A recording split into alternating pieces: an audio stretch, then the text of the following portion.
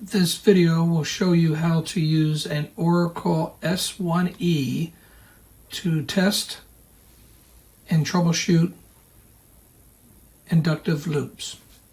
So right now, on your screen, it shows you that the sensitivity is at 6 on the Oracle.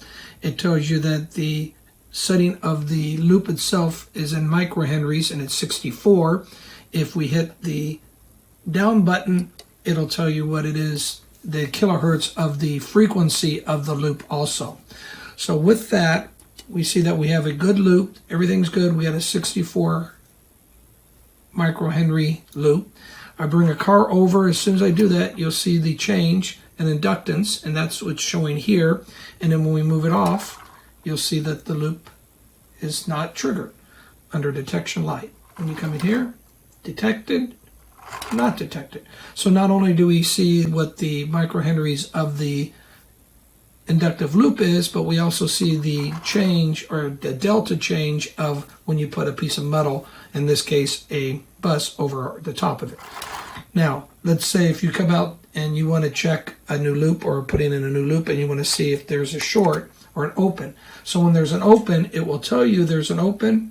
It will flash that it's faulted, and it'll give you a detect all the time. This is just to let you know that you have an open loop.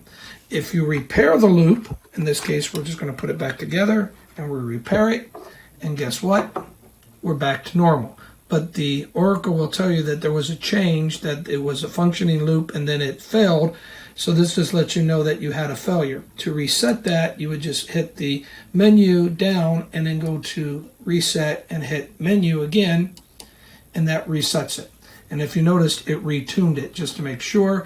And of course, you see that it's 64 microhenries.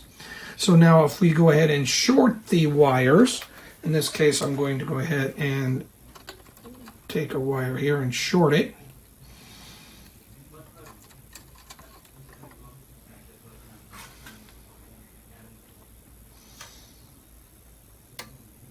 And there you go.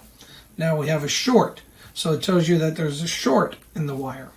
So those are the things that you will be looking for. The other thing is if you're having problems where you have leakage, or that there's a stripped or nicked wire, what you're going to see is your microhenries will change too. So instead of pulling on a megometer, you'll be able to see what the change is. Of course, you would need to, what I recommend is when you put a new loop in, is that you go ahead and get a reading and then write that down so you know what the microhenry setting is. And to reset it, of course, is go back to menu, move down to reset, push the reset. You notice it retunes,